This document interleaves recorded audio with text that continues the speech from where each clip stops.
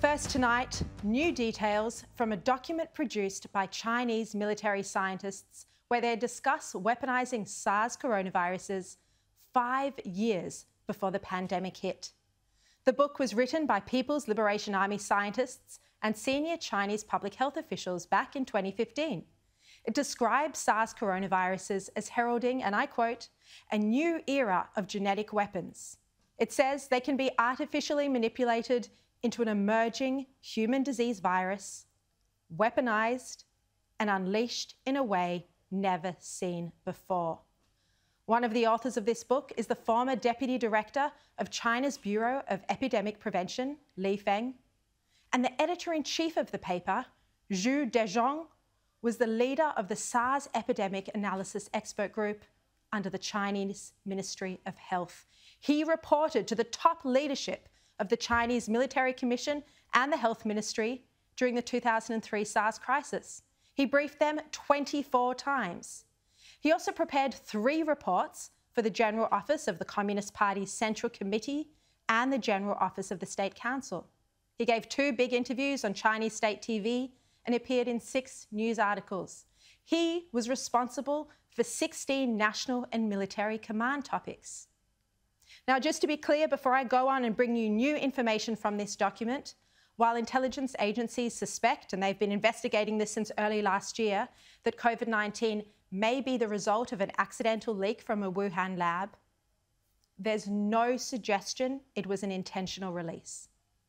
The significance of this paper is that it offers a rare insight into how senior scientists at one of the PLA's most prominent military universities, where high levels of defence research are conducted, were thinking about biological research. This Chinese language paper is called The Unnatural Origin of SARS and New Species of Man-Made Viruses as Genetic Weapons. That's its title. And it says, following developments in other scientific fields, there have been major advances in the delivery of biological agents. For example, the newfound ability to freeze-dry microorganisms has made it possible to store biological agents and aerosolize them during attacks. In this document, unbelievably, there's a whole section on the best conditions under which to release a biological attack. It says this: bioweapon attacks are best conducted during dawn, dusk, night, or cloudy weather because intense sunlight can damage the pathogens. It says biological agents should be released during dry weather. Rain or snow can cause the aerosol particles to precipitate. And it says a stable wind direction is desirable so it can float into the target area. The book notes as well how a sudden surge of patients requiring hospitalization during a bioweapon attack, and this is a quote, could cause the enemy's medical system to collapse. It then goes on to talk about the potential need for isolation and quarantine. Here's more from it. Large-scale biological weapon attacks can cause many indirect consequences in addition to human casualties. Major impacts include enormous burden on healthcare system. Well, we've seen that. Biological weapon attacks have a much prolonged effect than conventional attacks like explosion. It may also carry highly contagious diseases that can be transmitted through various means. The document also talks about the psychological terror that bioweapons can cause. It's chilling. It says biological weapons will not only cause widespread morbidity and mass casualties, but also include formidable psychological pressure that could affect combat effectiveness. Just like other disasters, people will live under fear of attack for a considerable period of time, causing brief or lasting psychological impairment among some. In other words, it goes on, attacks using biological weapons can cause acute and chronic psychological and mental illnesses, such as acute stress reactions. Now, among the most bizarre claim in this document is the theory by the authors, and there were 18 authors, most of them linked to this high-risk military university. They claim, and it's a conspiracy theory, that the first SARS from 2003 was a man-made bioweapon deliberately unleashed on China by terrorists.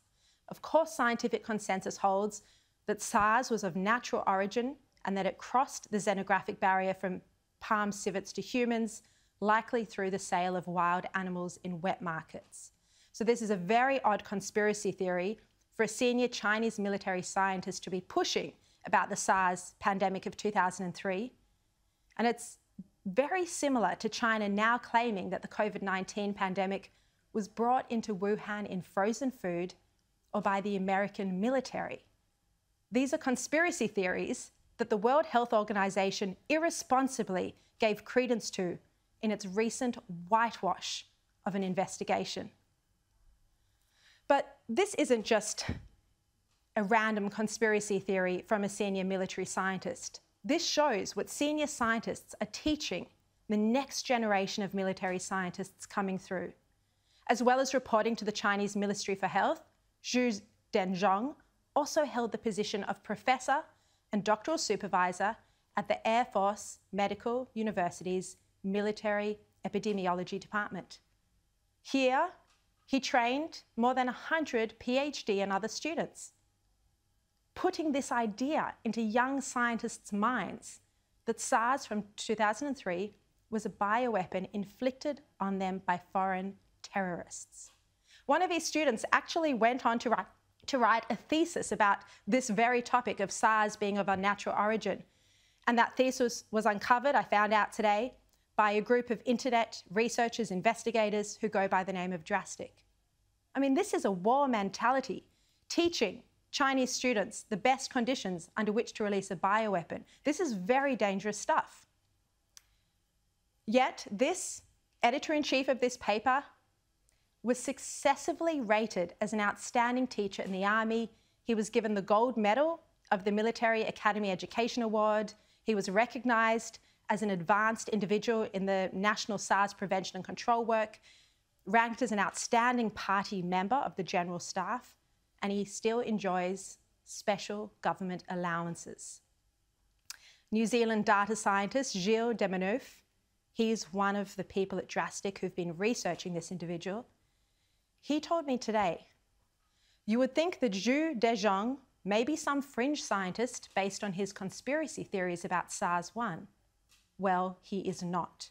Instead, he is a renowned epidemiology professor at the 4th Military Medical University. He's considered an outstanding party member within the PLA, top levels, and enjoys a special government allowance, just like an academician. His training was really good for sure. This is what Gilles says. In 1981, he went to do some postdoc study in the US at the very top Baylor College of Medicine and in the US CDC. These days, he's busy teaching his very special theories to doctoral and postdoc students, at least 53 and up to 100 so far, who form the latest generation of PLA scientists. It's just extraordinary that this is what they're being taught at university, how to unleash a bioweapon attack, as recently as 2015. This 263-page paper was published by the Chinese Military Medical Science Press. That's a Chinese government-owned publishing house managed by the General Logistics Department of the PLA. I've confirmed, while investigating this story, that senior State Department sources obtained this paper and analysed it during their investigation into the origins of the coronavirus back in May 2020. Former Secretary of State Mike Pompeo and his chief China advisor Miles Yu then made a passing reference to it in that brilliant Wall Street Journal op-ed that they wrote back in February. They said a 2015 PLA study treated the 2003 SARS coronavirus outbreak as a contemporary genetic weapon launched by foreign forces. I tracked the paper after this. It circulated among Chinese dissident communities online. It came across the desk of Luc de Pulford. He's the coordinator at the Inter-Parliamentary Alliance on China, the global group set up last year to raise awareness about China's human rights abuses. He said to me that if this document is representative of the scientific thinking of those who advise the top leadership of the Chinese Communist Party, then there are very serious questions which need urgent answers. The revelation about this document and much, much more on China's bioweapons research program features in a book I've written. It's called What Really Happened in Wuhan. It will be published by HarperCollins in September this year. It's available for pre-order from Booktopia now. If you want to buy it, which I suggest you do, of course, the link is at the top of my Twitter page. And if you're not on Twitter, which would be a wise decision, then just Google what really happened in Wuhan and Booktopia.